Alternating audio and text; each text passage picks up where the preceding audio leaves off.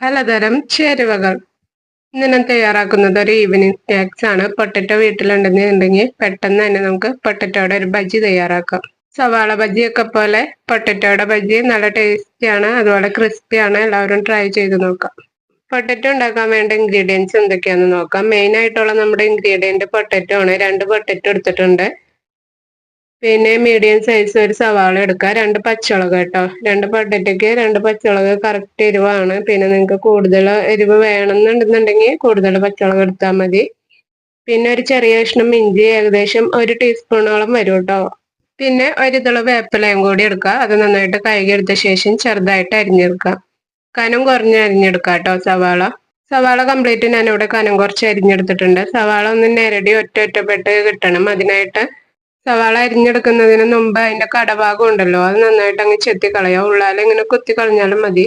സവാള നന്നായിട്ട് ഇതുപോലെ ഒന്ന് തിരുമ്മിയെടുത്ത ശേഷം കുറച്ച് ഉപ്പിട്ട് കൊടുക്കുക. എന്നിട്ട് നന്നായിട്ടൊന്ന് തിരുമ്മിയിട്ട് അടിച്ചവിടെ മാറ്റി വെക്കാം കേട്ടോ. സവാളയുടെ വെള്ളം നമുക്ക് പിഴിഞ്ഞ് കളയണം. ഇനി ഉരുളക്കിഴങ്ങ് ഇതേപോലെയുള്ള ഗ്രേറ്റ് ചെയ്യണ സംഭവം ഉണ്ടല്ലോ, അതിൽ ഗ്രേറ്റ് ചെയ്തെടുക്കണം.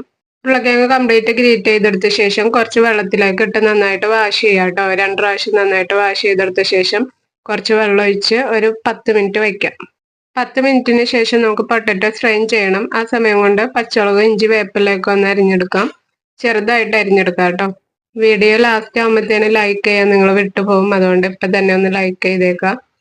ചാനൽ ആദ്യമായിട്ടാണ് വരണമെങ്കിൽ സബ്സ്ക്രൈബ് ചെയ്ത് ബെൽ ബട്ടൺ ഓൺ ആക്കിയിടാം. നമ്മൾ ഡെയിലി വീഡിയോസ് ഇടുന്നുണ്ട് കേട്ടോ.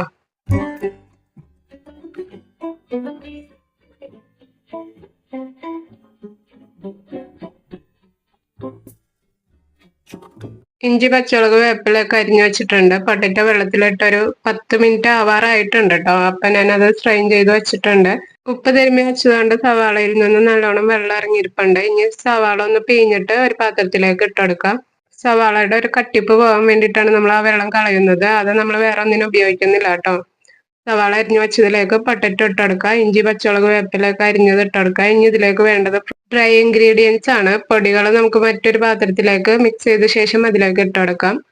അതിനായിട്ട് ഒരു പാത്രം എടുക്കുക. അതിലേക്ക് 4 ടേബിൾ സ്പൂൺ കടലപ്പൊടി, 1 ടേബിൾ സ്പൂൺ അരിപ്പൊടി, പിഞ്ച് സോഡാപ്പൊടി, 1 ടീസ്പൂൺ കാശ്മീരി ചില്ലി പൗഡറും 1/4 ടീസ്പൂൺ കായപ്പൊടി, പിന്നെ 1 ടീസ്പൂൺ ഓയിലും കൂടി ഒഴിച്ച് നന്നായിട്ടൊന്ന് മിക്സ് ചെയ്തെടുക്കാം കേട്ടോ. ഇതിലേക്ക് ഇപ്പം നമ്മൾ ഉപ്പ് ഇട്ടിട്ടില്ല, ഉപ്പും കൂടി വേണ്ടി വരും. അപ്പം എല്ലാനും കൂടി ഒന്ന് മിക്സ് ചെയ്ത ശേഷം ഉപ്പ് പാകത്തിന് നോക്കി ഇടാം കേട്ടോ.